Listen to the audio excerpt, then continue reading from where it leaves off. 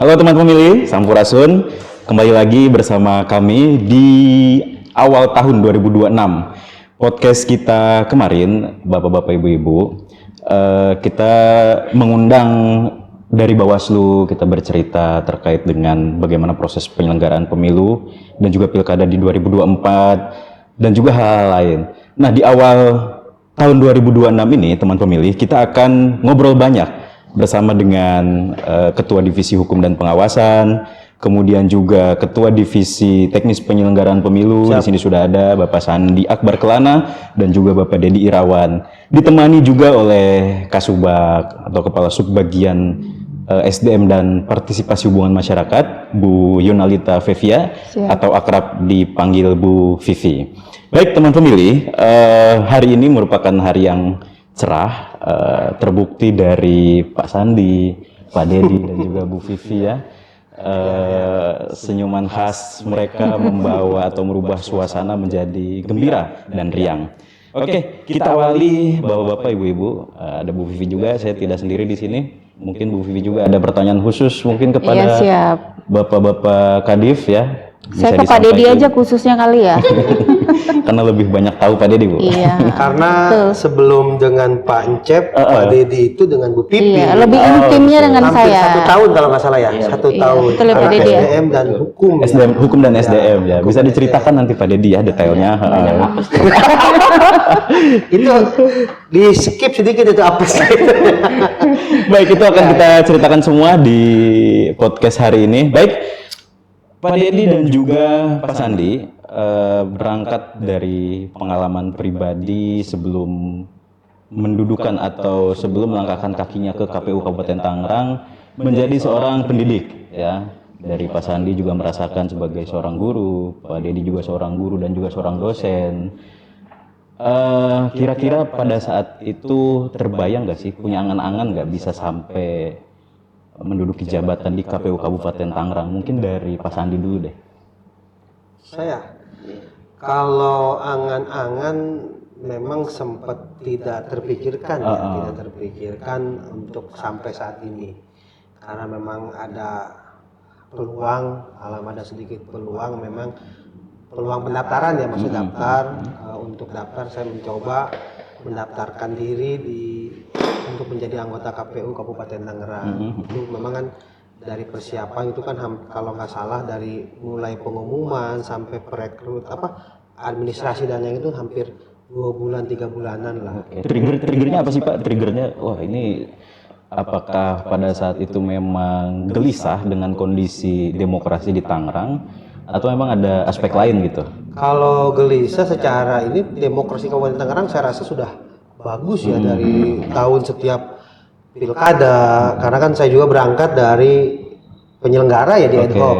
Hanya saja memang penyelenggara saya itu di Bawaslu gitu kan, di tingkatan ad hoc itu 2027 tuh saya pernah menjadi pengawas TPS pada pemilihan gubernur dan wakil gubernur 2007 ya 2017 saya mulai di situ berangkat. 2018 ada pendaftaran Panwascam ya.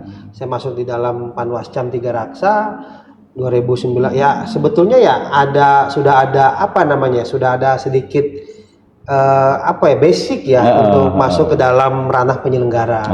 Saja mungkin sedikit ketika memang saya mencoba beda saja gitu, mencoba untuk daftar di KPU, semoga ada milik dan memang semua itu kan lahir dari memang keinginan ya, niat dan sebagainya. Dan memang ya alhamdulillah mungkin sampai pas pengumuman 15 Juni ya Pak Dedi, 15 Juni 2023 ada pengumuman, alhamdulillah nama saya masuk dalam 5 besar di KPU Kabupaten Tangerang. Baik. Itu aja sih. Pak Dedi, bagaimana Pak terkait dengan dulu sempat tidak sih berpikir sampai sejauh itu gitu, sampai duduk di posisi sekarang menjadi seorang penyelenggara pemilu di tingkat kabupaten? Makasih Pak Rio. Pertama mungkin dari awal sebelum di KPU memang sudah jadi penyelenggara ya, sama mungkin di Pak Sandi juga. Tapi bedanya kalau Pak Sandi pernah di Panwas, kalau saya secara hierarki memang dari awal sudah di bawahnya KPU tuh. Pernah di KPPS, pernah di PPK, sempat di Panwascam juga ya. Tapi memang dari awal kalau terfikirkan nggak terfikirkan sebenarnya, tahu-tahu memang ada di sini gitu. Tapi ketertarikan itu memang ada karena dari awal, dari mulai kuliah dan lain sebagainya, dan pas ngajar juga berkaitan dengan politik, baik di sekolah dan juga di kampus gitu. Jadi memang dari awal tuh sudah mulai ada gitu. Dan yang paling utama memang ya kebutuhan juga salah satunya gitu. Gitu ya Pak ya. Itu bagian dari itu ya. Bisa memenuhi kebutuhan KPU ya. Tapi ya alhamdulillahnya memang dari awal ya senang ada di KPU karena dari awal sudah pernah jadi penyelenggara. Jadi sudah pelan-pelan terbiasa ada di bawah di badan ad hoc, hari ini ada di KPU pun sudah cukup terbiasa lah dengan kegiatan di KPU, apalagi ditambah kalau memang pas lagi ada tahapan di luaran sana mungkin ada yang bilang capek dan lain sebagainya, tapi saya secara pribadi ya menikmati karena kerjanya KPU itu yang betul-betul sangat mengena ya pas ada tahapan. Terasa banget gitu tuh bagaimana perjuangan kita di Kabupaten Tangerang. Baik, itu yang saya ingin lanjut tuh Pak, ingin saya kulik. Secara kasat mata demokrasi ini kan 24 jam ya Pak ya, apalagi pada saat penyelenggaraan pilkada maupun pemilu. Seperti terlihat itu kinerja kerja kita itu ya tidak tahu waktu seperti itu kan, 24 jam harus standby gitu. Capek mesti dari segi fisik maupun mental. Nah, hal itu apakah tidak menyurutkan gitu loh, tidak menyurutkan keinginan dari Pak Sandi, Pak Dedi pada saat itu untuk sepertinya tidak jadi daftar karena kerjanya seperti ini begitu. Bagaimana itu Pak Sandi?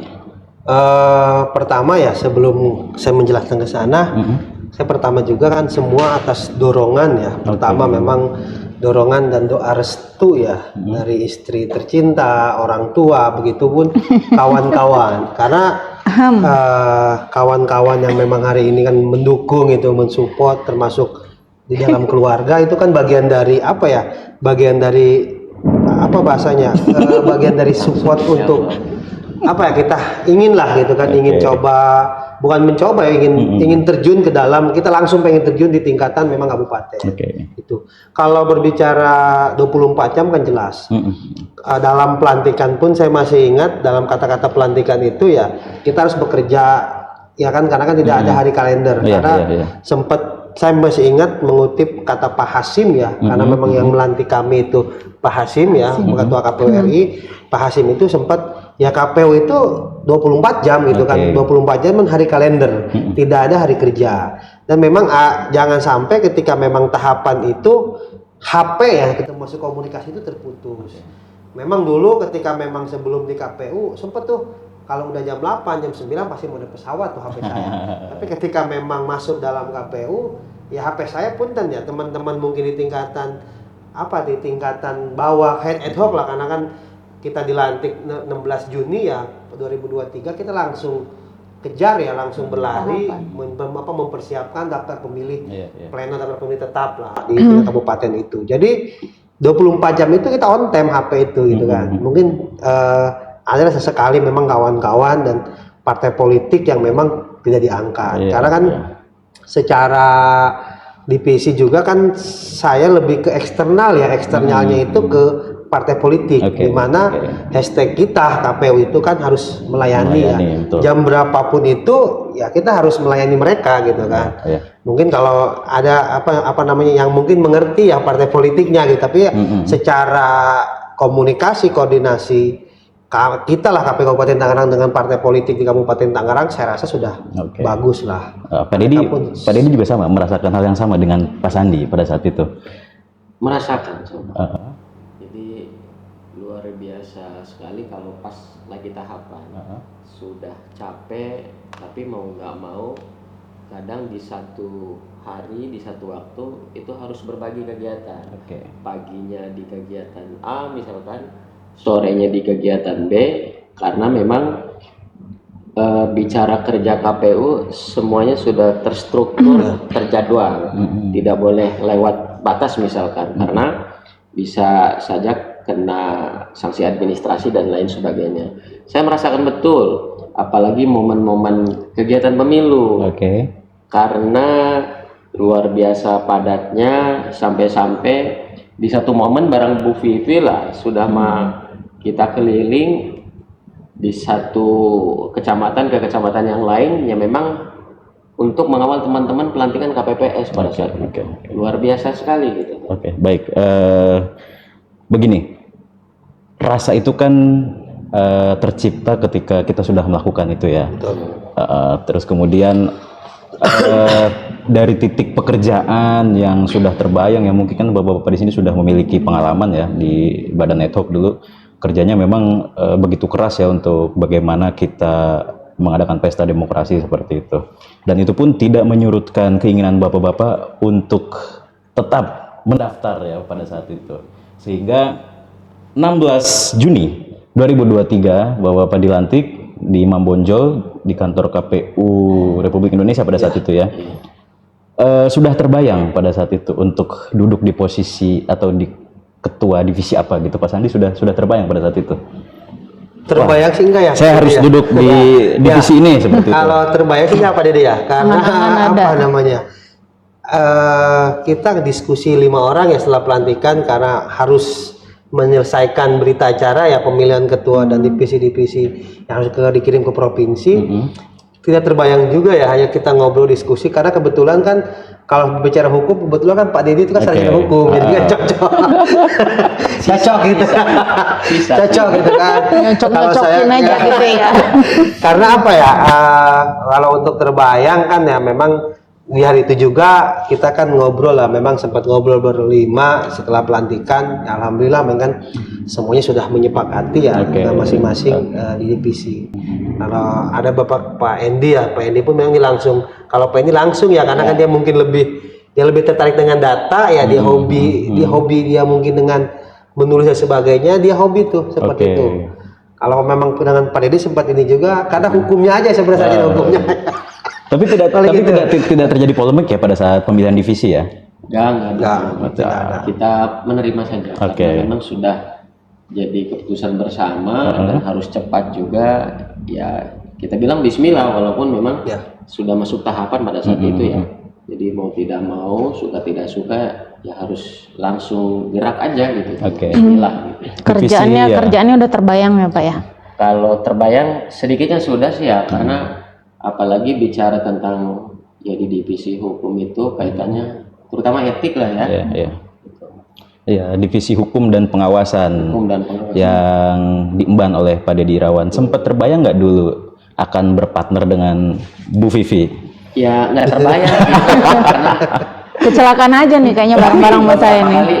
Sudah sering ketemu karena dulu kan di PPK di Badan Ad Hoc. Dan orangnya ya lucu-lucu begitu gitu. Ya. Jadi seiring berjalannya kegiatan di divisi hukum, ya pelan-pelan sudah mulai kita pelajari bersama apa yang harus kita lakukan supaya teman-teman Badan Ad Hoc di bawah juga seirama, tidak ada yang melakukan gerakan tambahan dan lain sebagainya. Dan secara komunikasi, ya Bu Vivi kooperatif gitu tuh, apa yang misalkan komisioner butuhkan secara administrasi ya dipenuhi. Ya paling tidak secara kolektif kolegial di komisioner dan komisioner dengan sekretariat berjalan dengan baik, akan terlihat oleh teman-teman yang di bawahnya, oh di atas kompak, ya di bawah juga harus kompak. Makanya poin-poin itu yang kita tanamkan supaya teman-teman Badan Ad Hoc ya paling tidak ada yang melakukan gerakan tambahan, karena kan divisi hukum dan pengawasan ya salah satunya ngawasin.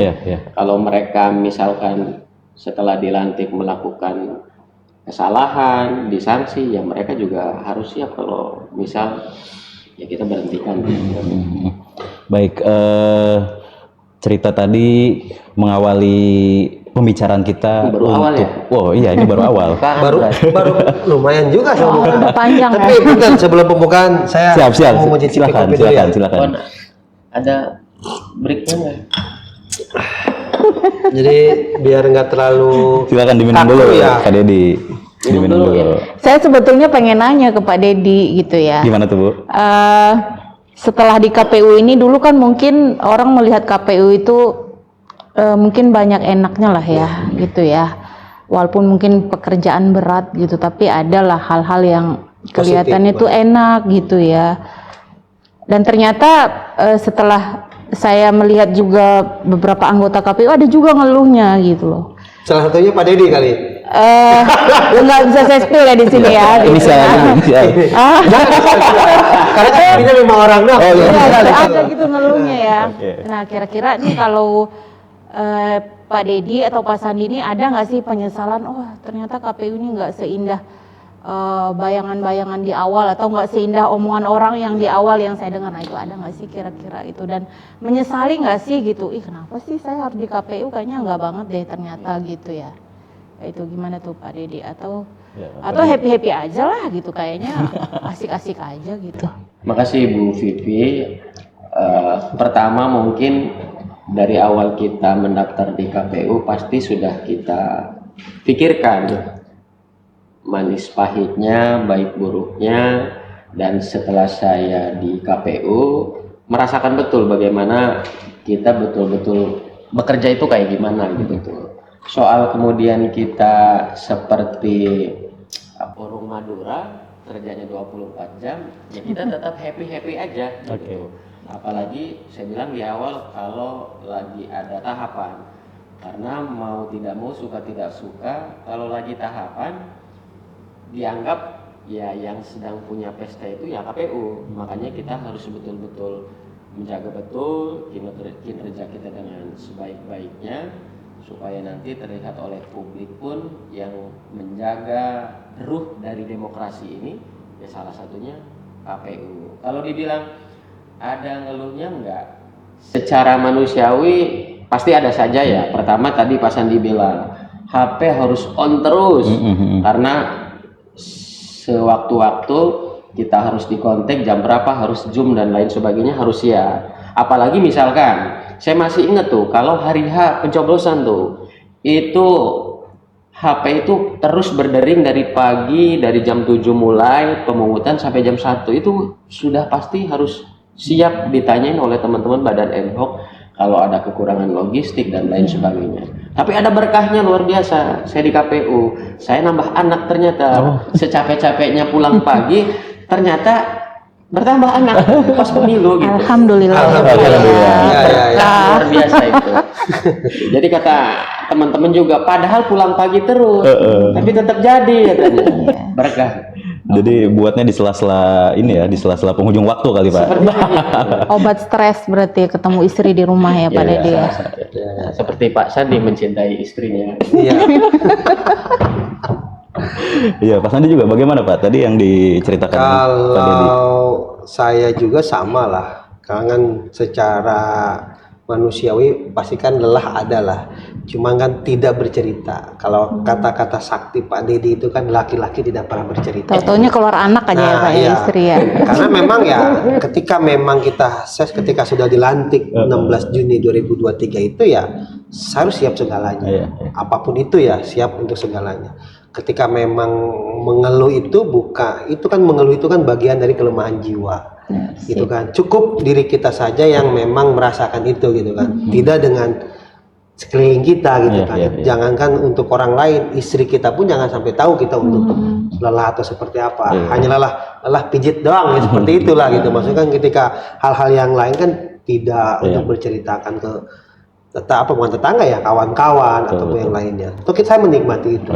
Ketika memang masuk KPU ya sangat menikmati lah, menikmati tahapan demi tahapan gitu. Apalagi memang dalam divisi teknis ini kan nggak hanya hampir berapa bulan ya, itu kan teman-teman di divisi teknis pun ya kita di akhir injury time pendaftaran pengajuan pemberkasan ya perbaikan pengajuan pemberkasan caleg itu kan di akhir itu kan 2359. Jadi saya menikmati itu gitu kan. Sampai mungkin kantor ini ya rumah kedua gitu kan. Rumah kedua ketika memang kita pulang maghrib itu nggak enak, ya mending kita istirahat di kantor lah gitu kan, maghrib atau sebagainya. Sambil menunggu teman-teman partai politik datang ke KPU untuk mengajukan perbaikan gitu. Ini mati lah. Betul ya, lelah itu kan merupakan sebuah konsekuensi jabatan ya. Karena seluruh apapun jabatannya, apapun profesinya, lelah itu pasti selalu menghampiri. Bagaimana kita menjaga itu semua agar itu tetap happy. Kemudian selanjutnya Pak Deddy, Pak Sandi, tadi kan sudah dilantik tanggal 16 Juni 2023, Pak Sandi memegang divisi teknis, Pak Deddy Irawan memegang divisi hukum dan pengawasan. Ini kan ibarat, jadi teman pemilih, setiap divisi di KPU ini seperti jiwa dan raga seorang manusia ya. Taruhlah kita contohkan seperti divisi teknis ini merupakan jantungnya pemilu, kemudian divisi hukum dan pengawasan ini seperti ruh ya. Kemudian divisi-divisi lain juga punya arti penting bagi demokrasi kita khususnya di Kabupaten Tangerang. Nah, Pak Deddy dulu ya, tadi Pak Sandi sudah, kita ke Pak Deddy ini. Kaget nggak setelah dilantik harus berlari kencang untuk menghadapi proses tahapan pemilu? Bukan merangkak lagi, lari itu. Ya, pertama memang proses rekrutmen KPU kabupaten kota di seluruh Indonesia kan beda-beda ya. Iya, betul. Dan pas di KPU Kabupaten Tangerang ternyata setelah kita dilantik tidak lama sudah harus langsung pleno daftar pemilih pada saat itu, harus menetapkan DPT. Nah, memang setelah berjalannya waktu dari divisi satu dengan divisi yang lain, memang cenderung divisi hukum itu tidak sesibuk teman-teman divisi teknis, tidak sesibuk dengan teman-teman divisi Parmas, data pemilih. Tapi ternyata saat berbarengan ketika ada masalah di teman-teman badan ad hoc, masalahnya banyak banget gitu tuh. Itu yang membuat akhirnya ngaget, sekalinya nggak ada kegiatan nggak ada, tapi sekalinya ada banyak banget gitu. Borongan. Dan pada saat itu ya mau tidak mau kegiatan di divisi hukum luar biasa padat pada saat itu, karena di badan ad hoc di Kabupaten Tangerang ini kan luar biasa banyak banget. PPK 5 kali 29 kecamatan, PPS 3 dikali 274 desa dan kelurahan. Jadi kita betul-betul memonitoring, mengawasi teman-teman yang ada di bawah. Saya masih ingat pada saat itu ya, memang pas lagi ada masalah ya harus cepat pada saat itu mengambil sikap dan keputusan, karena kaitannya lagi-lagi dengan kode etik adanya di divisi hukum dan pengawasan. Kadang agak berat memberikan keputusan kepada teman-teman badan ad hoc, tapi mau tidak mau ya harus tetap kita laksanakan. Karena konsekuensinya kalau sudah diberhentikan di KPU ya seumur hidup nggak bisa jadi penyelenggara. Betul. Itu harus kita sampaikan ke teman-teman badan ad hoc yang ada di bawah. Iya, teknis penyelenggaraan pemilu juga berhubungan erat kan dengan regulasi, dengan etik. Nah, kemudian Pak Sandi mendengar atau dipilih Pak Sandi sebagai divisi teknis penyelenggaraan pemilu, langsung kemudian menghadapi tahapan gitu kan, berbekal dengan pengetahuan di badan ad hoc dulunya. Strateginya bagaimana tuh Pak? Ini kan karena vital ya teknis penyelenggaraan pemilu seperti itu. Strategi untuk menghadapi semuanya saya dengan santai dan tenang. Itulah, itu strategi itu bagian dari santai dan tenang. Karena saya rasa, karena kan kalau kami berlima ini kan musiman ya kali ya, berbicara musim per 5 tahun ya, 5 tahun sekali rekrut dan sebagainya kan, teman-teman staf sekretariat kan sudah hampir lama, seperti Bu Pipi kan sudah mungkin dari tahun 16 tahun. 2006 sudah 16 tahun di KPU. Jadi termasuk di teman-teman teknis pun, yang divisi teknis pun ya mereka sama. Saya juga, kenapa saya bilang dengan santai dan tenang itu ya, saya sempat diskusi ya, karena itu pas saya masuk Pak Didi lah yang kasubag saya sempat diskusi tanya jawab lah dengan Pak Didi itu, begitupun dengan teman-teman staf yang lain, termasuk dengan di kasubag yang lain. Karena jujur kita kan 5 orang ini baru semua gitu kan, yang memang belum pernah sama sekali merasakan sebagai KPU gitu, aja anggota KPU lah gitu. Akhirnya kan intinya ya ketika tadi yang disampaikan oleh Kang Rio terkait bahwa jantungnya pemilu di teknis itu ya memang hampir dari semua tahapan itu tahapan teknis gitu, teknis di penyelenggaraan. Nah memang saya dengan santai dan tenanglah menghadapi itu semua karena memang sempat diskusi ngobrol dengan teman-teman pimpinan gitu kan terkait besok kita kegiatannya apa dan sebagainya. Nah, alhamdulillah di permasalahan di tingkatan tahapan pun ya tidak ada masalah sama sekali gitu kan. Ketika memang menuju ke kayak pendaftaran caleg ya, bukan pendaftaran, pengajuan perbaikan. Karena ada 3 kali kalau nggak salah, ada 3 kali dalam pemilu itu di mana para partai itu bisa tarik mundur calon ya, itu sampai 3 kali. Itu kan semuanya saya dengan atas kerjasama teman tim dari sekretariat juga gitu kan, KPU Kabupaten Tangerang dengan teman-teman yang memang selalu mengkomandai 5 orang tadi gitu. Itulah yang memang yang saya hadapi seperti itu, santai dan tenang gitu. Oke, baik. Menarik ya, karena memang lagi-lagi 5 orang yang saat ini duduk di posisi jabatan komisioner KPU Kabupaten Tangerang, semuanya baru ya, baru, rata-rata tidak ada incumbent, semuanya baru dan ya harus tadi saya ungkapkan di awal, harus berlari kencang untuk bagaimana menciptakan sebuah demokrasi yang patut di Kabupaten Tangerang. Nah, saya sedikit bertanya nih kepada Bu Vivi. Bu Vivi selaku kepala subbagian dulu hukum ya Bu ya, hukum dan SDM. Hukum aja dulu. Oh hukum ya, hukum terus kemudian di tengah-tengah tahapan itu juga langsung ini Bu ya, ada perpindahan nomenklatur. Kemudian otomatis tentunya bercengkrama banyak dengan komisioner seperti itu. Bagaimana yang Ibu rasakan? Apakah ada perbedaan kebijakan dari periode lama ke periode baru seperti itu? Apa sih Bu yang dirasakan waktu itu Bu? Kalau saya secara pribadi gini ya, ini kan bukan sudah berganti-ganti ya komisioner ini ya.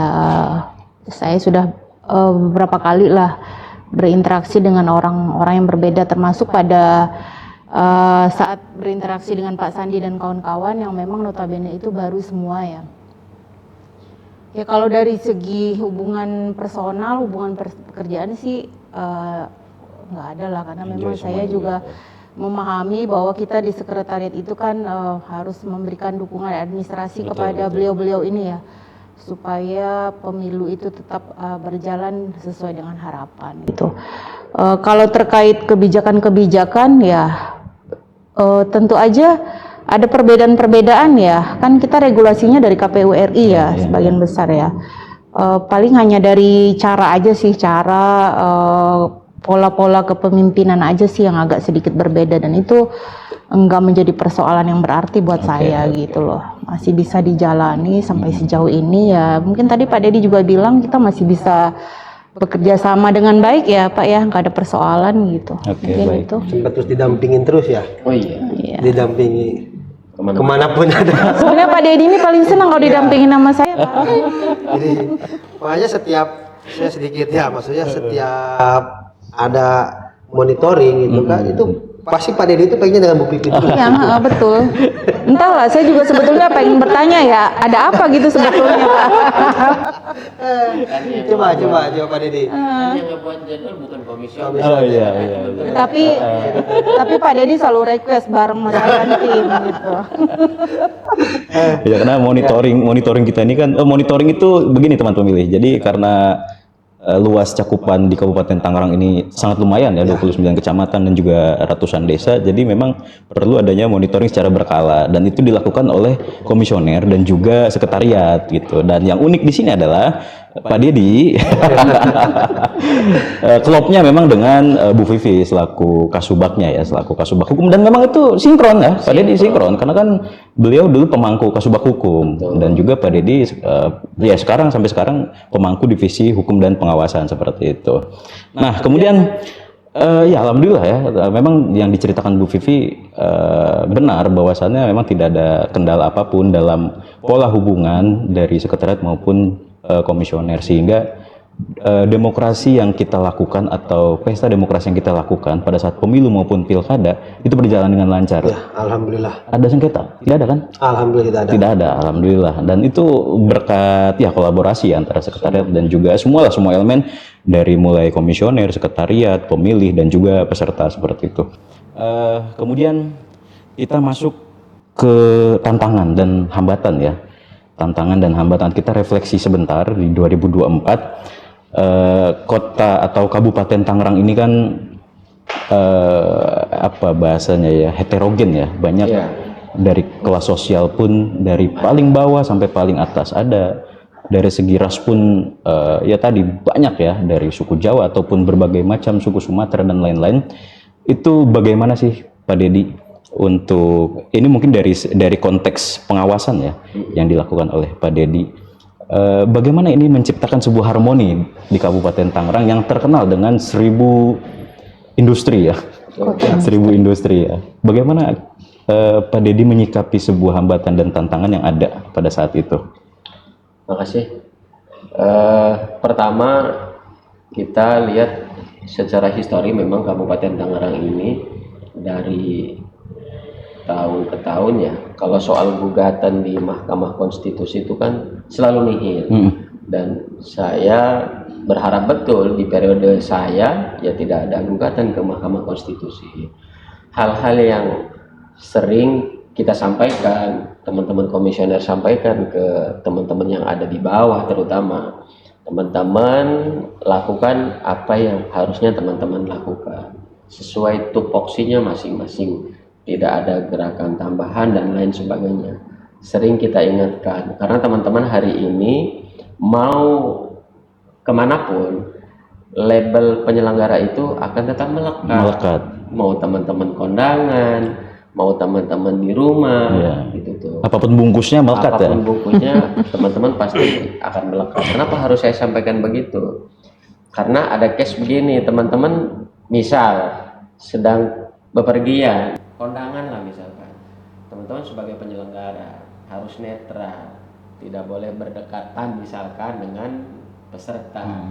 Ternyata di tempat kondangan ketemu, gitu tuh. Apa yang kita lakukan? Ya udah, selayaknya kita ikut kondangan biasa saja, tidak boleh ya, nggak mungkin kan kita tadinya duduk ada calon peserta pemilu lalu lantas pergi, kan gak enak. Ya udah, yang penting teman-teman tidak melakukan hal-hal dalam tanda kutip bisa menjadi sesuatu yang mendukung.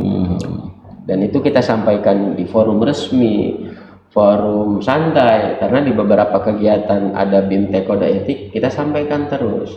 Salah satunya supaya menjaga teman-teman tidak kena sanksi di kemudian hari. Dan hal-hal yang memang harus kita betul-betul ingat, Kabupaten Tangerang ini berbeda dengan kabupaten kota yang lainnya. Pertama, secara luas mungkin tidak berbeda dengan kabupaten kota yang lain. Betul. Dengan Pandeglang, dengan Serang sama-sama luas, tapi ada yang membedakan, kepadatan penduduknya. Sudah meluas, penduduknya padat pula gitu. Makanya itu yang jadi tantangan besar pada saat itu. Makanya bangun komunikasi yang baik dengan teman-teman badan ad hoc yang di bawah. Ya kita tunjukkan bahwa kita juga solid, ya teman-teman di bawah juga ya ikut solid. Itu yang kita tanamkan ke mereka. Baik, itulah seorang Dedi Irawan menjaga harmoni, artinya jangan sampai memang kesalahan fatal yang dilakukan oleh internal ya, badan itu kita sebut internal ya, itu menjadi sebuah bumerang ke depannya ataupun menjadi sebuah yang disengketakan nantinya seperti itu. Dan coba kita telaah ke Pak Sandi, bagaimana Pak Sandi ini menjaga hubungan, karena teknis ini kan erat sekali dengan peserta ya. Dengan peserta, apapun yang mereka perlukan kita layani seperti itu. Betul. Apapun, karena menyangkut dengan hak mereka sebagai peserta pemilu gitu. Bagaimana menjaga ritme ini Pak? Bagaimana menjaga ritme ini supaya harmonis dan ya itu tidak terjadi sebuah sengketa begitu. Kalau dari saya pribadi ya, untuk menjaga keharmonisan di dalam bersama ya dengan peserta pemilu dan peserta pemilu dengan para penyelenggara dan sebagainya ya, ada saatnya kita duduk bareng gitu kan dalam satu forum, itu pun undangan gitu kan. Tapi kan ketika sengaja kita ketemu kan tadi kata Pak Deddy sampaikan juga, itu kan ketika kondangan tidak sengaja lah ketemu dan sebagainya. Yang terpenting kan tidak bahwasanya si penyelenggara itu kan tidak apa namanya, dia apa sih penyelenggara itu kan dari tingkatan KPPS, PPS, PPK maupun KPU kan punya hak pilih. Jadi mereka itu jangan sampai menunjukkan gitu kan bahwa mereka ini yang mendukung salah satu peserta pemilu itu. Tetap independen lah menjaga itu semua. Kalau untuk menjaga keharmonisan dengan teman-teman peserta pemilu khususnya partai politik, banyak memang yang komunikasi dengan, karena ada helpdesk ya, kemudian yang pribadi dengan saya pun ya saya arahkan ke kantor. Karena agar tidak menjadi fitnah ya. Betul. Banyak beberapa partai politik saya bilang kita mau kopi sebagai ketemu, datangnya ke kantor. Kita ngopi di kantor gitu kan. Ngopi di kantor pun kan kita diskusi. Mereka lebih banyaknya memang diskusi tentang pemilu di tahun 2019 lah, menanyakan daftar pemilih gitu kan, meminta hasil perolehan suara yang memang di 2019 seperti apa di partai politik itu gitu kan. Mungkin mereka seperti itu ke arahnya. Nah memang di luar dari sana pun ketika memang kita ketemu di beberapa tempat dan sebagainya ya kita say to hello gitu, kita sapa, dan memang kan tidak mungkin juga gitu kan, kok sombong amat katanya ketika menjadi penyelenggara kita nggak nyapa gitu kan. Ketika memang ketemu di salah satu tempat dimanapun, ketika memang kita ketemu dengan peserta pemilu ya kita sapa gitu. Saya pribadi menyapa mereka gitu kan, atau menyapa lah gitu kan. Itu pun tidak menyapa ngopi bareng sebagainya, kita hanya sapa say to hello gitu kan, seperti itu saja. Ya alhamdulillah akhirnya ritme yang dilakukan oleh komisioner KPU Kabupaten Tangerang ya menciptakan sebuah hal yang ya tidak kita inginkan ya, karena kayak misal ada sengketa segala macam, karena itu kan yang pertama secara mental kita sudah lelah ya pada saat tentunya, secara fisik juga sudah capek gitu. Tapi karena ritme yang dibangun secara kekeluargaan, unsur preventif ditekankan, kemudian kolaborasi antara sekretariat dan juga pimpinan itu semua dilakukan, dan akhirnya ya alhamdulillah kita sama sekali tidak ada sengketa dan semua peserta terlayani ya Pak Sandi ya. Baik. Dan sedikit ya saya menambahkan, karena memang saya lihat di Kabupaten Tangerang dari saya masuk sampai kemarin pilkada pun LO ya, penghubung dari partai politik itu semuanya aktif gitu, sering diskusi karena itu ada grupnya ya, di grup itu ada Pak Deddy, Pak Badi, sering kita tanya jawab, diskusi dengan para LO lah, apa yang dibutuhkan, apa yang mau seperti apa gitu kan. Karena memang saya rasa saya juga mengucapkan terima kasih ya kepada para peserta pemilu khususnya partai politik di Kabupaten Tangerang khususnya, karena kalau tak ada mereka pun apalah daya gitu kan kita melaksanakan kegiatan dan sebagainya. Karena dari koordinasi komunikasi kami KPU Kabupaten Tangerang dengan partai politik, alhamdulillah pemilu 2024 tidak ada gugatan ataupun sengketa di Mahkamah Konstitusi. Alhamdulillah. Ya. Baik, kita masuk sesi akhir, Bapak-bapak, Ibu-ibu. Sesi akhir ini adalah cerita unik ataupun cerita yang menggetarkan suasana ya, cerita uka-uka begitu. Ya, mungkin ada pengalaman dari Pak Sandi ya. Pak Sandi ada tidak Pak? Kalau saya pengalaman pribadi saya unik atau ya itu. Kalau saya pengalaman unik tapi seram tapi unik lah gitu Pak Deddy ya. Ada itu. Saya pertama kali dilantik, saya berkantor lah, saya masuk kantor. Pertama itu ya memang ada lagi tahapan tahapan pengajuan pemberkasan perbaikan partai politik. Saya masih ingat betul ada yang itu dari Partai Nasdem, saya sebutin Partai Nasdem datang ke kami untuk mengajukan perbaikan. Itu kalau nggak salah pukul 14:00 sampai jam 14.30 lebih. Oh siang itu ya? Itu siang. Setelah itu saya ke ruangan kembali, beres selesai, saya ke ruangan kembali menunggu teman-teman partai yang lain datang. Ketika di ruangan itu ya ada sebuah suara, saya tidak tahu, padahal di ruangan itu nggak ada siapa-siapa gitu kan. Itu yang mungkin cerita unik saya. Cerita unik saya yang memang di dalam ruangan itu ada yang kayak manggil orang, kayak teriak gitu kan. Saya kaget ketika saya lagi duduk, saya langsung keluar. Saya mau keluar pun kayaknya enggak di tempat ini. Saya mau membuka pintu ruangan pun saya takut ada yang ngeliat gimana gitu kan. Saya stop tahan dulu tuh untuk keluar. Beberapa menit kemudian baru saya lihat lagi. Melihatlah tengok kiri kanan kan ternyata ada siapa-siapa. Itu mungkin pengalaman yang unik ya ketika memang di kantor lah. Tapi ya dengan seiringnya berwaktu mungkin mereka sudah bersahabat ya. Sudah bersahabat dengan kita ya.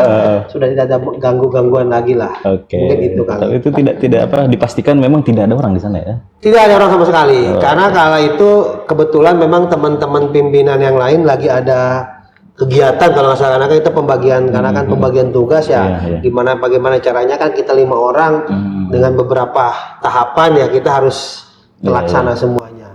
Kebetulan sih memang pimpinan itu sedang ada kegiatan di luar itu. Ya mudah-mudahan itu hanya ini ya Pak Sandi ya, hanya efek capek kali ya. Mungkin Bisa jadi. efek capek, halusinasi. Mudah-mudahan seperti itu. Pak Dedi bagaimana Pak Dedi? Nah, kalau ini bukan halusinasi, ini benar kejadian ya. Gimana tuh? Jadi pas hari H kan memang sudah banyak pasukan badan ad hoc di bawah tuh ya. Ya mau nggak mau kan mereka sudah mulai harus merapikan tempat pemungutan suara TPS. TPS-nya kan di mana-mana, kadang ada yang di lapangan, ada yang di ruangan. Yang penting secara syarat terpenuhi. Nah, ada cerita unik. Teman-teman juga mungkin staf yang lain juga tahu. Nah, ada anggota KPPS kita yang dipatok ular karena ngebersihin tempat pemungutan suara. Nah itu kan jadi sesuatu unik juga ya. Terus sudah mah kita harus segera melaksanakan kegiatan, tapi ada juga yang kena musibah. Nggak tahu itu musibah apa unik lah, tapi yang jelas jadi sesuatu yang banyak cerita jadinya kalau kita di hari H itu. Apalagi ya walaupun kita bukan wilayah yang ekstrim, saya masih ingat sebelum pelaksanaan itu ada beberapa TPS itu yang rubuh karena sebelum hari H ya ada hujan yang besar dan mau nggak mau itu harus sesegera mungkin kita harus selesaikan pindah TPS dan lain sebagainya. Paling hal-hal itu yang jadi bumbu-bumbu kita sebelum hari H pencoblosan. Iya, saya juga sempat dengar ada juga anggota KPPS yang tersengat listrik seperti itu Pak ya. Ada ya. Sempat kita kasih santunan ya. Jadi begitulah teman pemilih, hiruk pikuk penyelenggaraan pemilu di 2024 dan juga pilkada ya. Banyak sekali hal-hal yang memang tidak terduga yang mengharuskan kita banyak melakukan akrobatik tentunya sesuai dengan prosedur yang ada. Untuk Bu Vivi, mungkin ada yang perlu diulik lagi tidak Bu ya? Cukup lah, cuman kalau berbicara pengalaman ya, saya pernah juga sih, mungkin bisa cerita sedikit ya Pak ya. Ini terkait ada salah satu badan ad hoc di salah satu kecamatan ya, itu mengadukan persoalan pribadi gitu, yang menurut saya, aduh berat amat sih gitu ya, persoalan pribadi sampai katakanlah istrinya juga mengadu ke kita gitu, ke KPU provinsi gitu ya.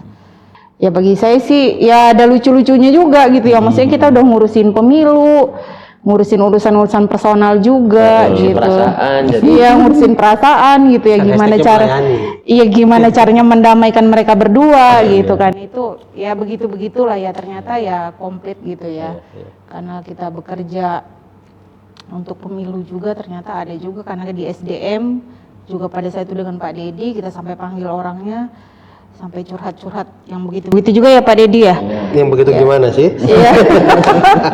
Ya begitulah intinya masalah hati mereka berdua gitu ya. Walaupun terakhir nggak ini ya Pak Dedi ya. Mereka tetap akhirnya tidak selesai gitu ya. Karena kan agak sulit tuh persoalan-persoalan begitu gitu. Soal hati memang agak susah. Iya. Ya. Apalagi saya kan kadang saya kan juga nggak punya hati ya, Pak Dedi ya. Mendamaikan orang yang persoalan dengan hati kan kayak gimana gitu kan. Kayaknya riskan kalau bicara hati. Baik.